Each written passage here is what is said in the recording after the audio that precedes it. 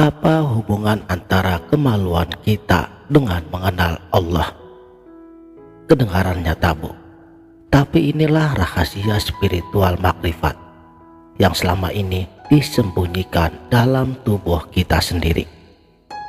Dan kenapa kebanyakan dari kita gagal memahami getaran yang seharusnya muncul saat nama Allah disebut?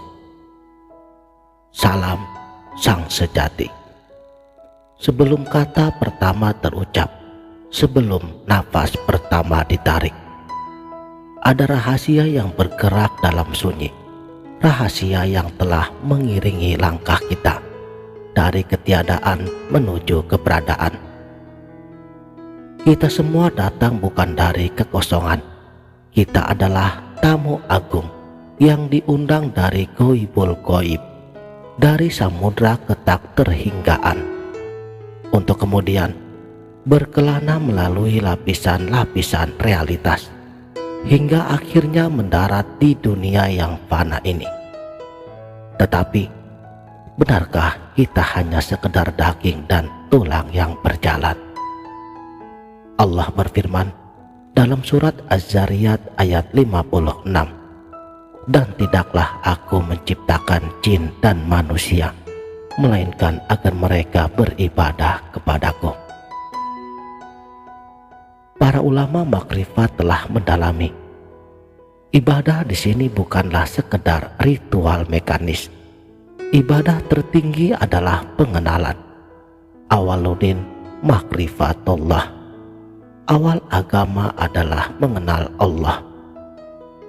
Lalu, di manakah pintu gerbang pengenalan ini? Dan jawabannya justru telah terpatri pada diri kita sendiri. Man arofa nafsahu faqad arofa rabbahu. Inilah tugas utama kita sebagai manusia, menerima sebuah amanah rahasia diri batin kita ini, yang menurut para arifin billah adalah sirrullah, rahasia Allah yang ditajalikan, yang dijelmakan oleh Zatul Haq, Tuhan semesta alam. Kita semua telah dititipi secercah cahaya keilahian, dan amanah ini mensyaratkan tanggung jawab yang mahal untuk dikembalikan. Seperti firman-Nya pada surat An-Nisa, sesungguhnya Allah menyuruhmu menyampaikan amanah kepada yang berhak. Jadi hidup ini adalah proses pemulangan, sebuah perjalanan panjang untuk mengembalikan rahasia itu kepada pemiliknya. Dan kita tidak mungkin bisa memulangkannya dengan benar jika kita tidak mengenal siapa yang memberi amanah dan apa sebenarnya amanah yang kita bawa. Lalu, dari mana kita harus memulainya? Bagaimana kita sebagai makhluk terbatas bisa memahami yang tak terbatas? Disinilah kita diajak untuk melihat sebuah petunjuk yang luar biasa, sebuah analogi yang seringkali dianggap tabu untuk dibicarakan, tetapi justru diletakkan oleh para pencari hakikat sebagai cermin paling jernih. Allah menegaskan pada surat Al-Ikhlas, Dia tidak beranak dan tidak pula diperanakan. Para ulama tasawuf melihat ini bukanlah sekedar penyangkalan terhadap anak dan bapak secara fisik. Ayat ini juga, ketika ia dikaji secara mendalam, justru membuka pembicaraan tentang hakikat penciptaan dan juga hubungan. Bicara tidak beranak dan tidak diperanakan secara implisit membawa kita pada instrumen kejadian biologis, zakar dan faraz. Memang dua hal ini menjadi begitu sentral dalam diskusi makrifat yang luhur, karena di dalamnya terdapat simbolisme hubungan yang sempurna, sebuah makrifat organik yang terjadi tanpa diajarkan. Coba renungkan, Zakar memiliki satu tujuan makrifat utamanya, yaitu kepada Faraz. Begitu pula sebaliknya, Faraz memiliki tujuan makrifat kepada Zakar.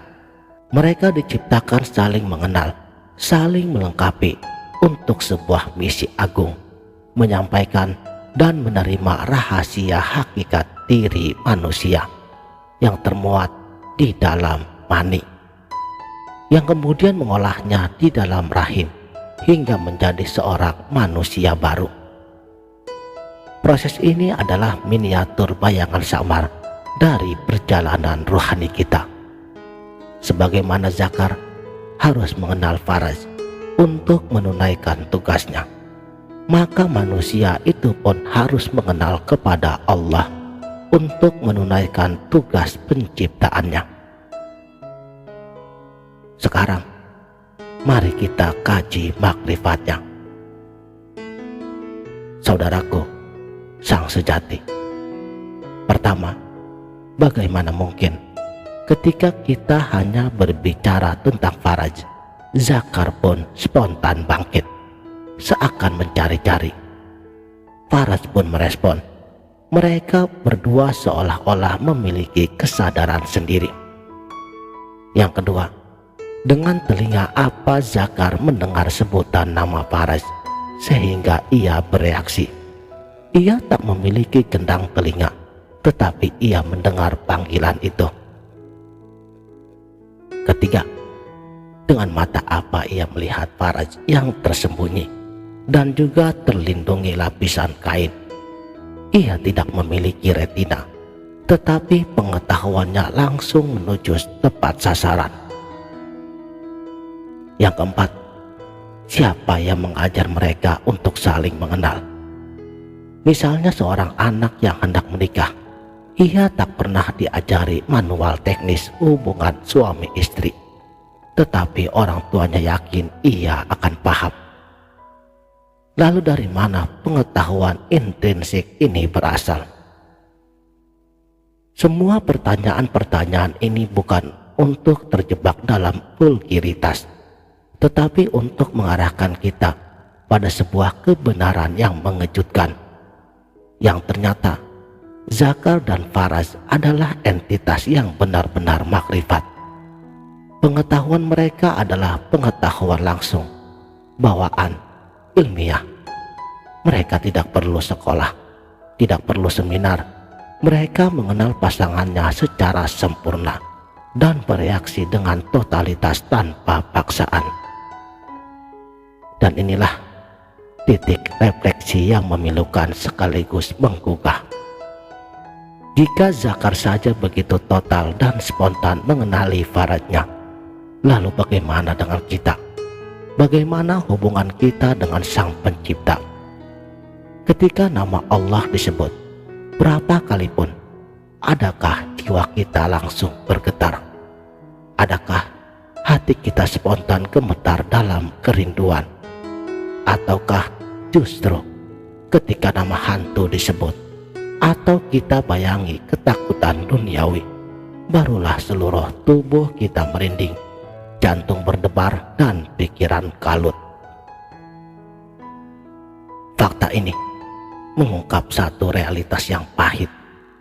Seringkali kita lebih makrifat kepada ketakutan kita, kepada musuh kita, kepada hantu dan masalah kita, daripada kepada Allah.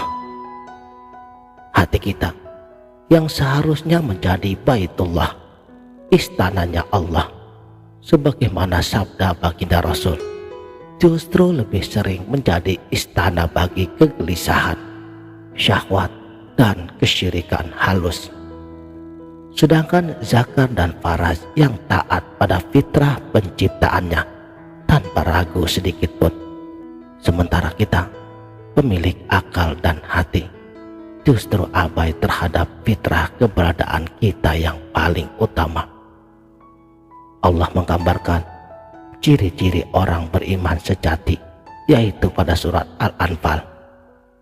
Sesungguhnya orang-orang yang beriman adalah mereka yang apabila disebut nama Allah, gemetarlah hati mereka.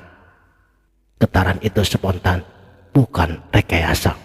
Seperti getaran respon Zakar saat mendengar panggilan Faraj. Itulah getaran makrifat, getaran pengenalan yang menghujam ke dalam diri, dan itu tidak bisa dipalsukan. Oleh karena itu, perjalanan mengenal diri adalah perjalanan membersihkan istana itu, mengusir penghuni-penghuni liar bernama ego, takut, dan cinta dunia yang berlebihan. Kita belajar dari kesederhanaan Zakar dan Faraj yang hanya punya satu tujuan, satu kecintaan, satu pengenalan yang total. Kita harus menyederhanakan hati kita hingga hanya memiliki satu tujuan utama, makrifatullah. Hingga ketika namanya disebut, seluruh diri kita, jiwa dan raga dan pikiran bereaksi dengan getaran cinta dan pengagungan yang tak terbendung. Sekarang, apakah getarannya sudah selaras dengan panggilannya?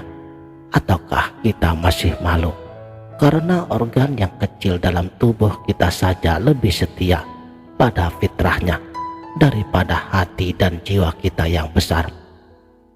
Perjalanan kembali kepada Ghaibul Ghaib itu dimulai dari sini, dari sekarang, dari kesadaran bahwa kita membawa amanah cahaya, dan cahaya itu rindu untuk kembali menyatu dengan sumbernya yang maha terang. Itulah hakikat hidup, itulah makna dari setiap tarikan nafas kita, mengenal lalu kembali. Demikianlah, salam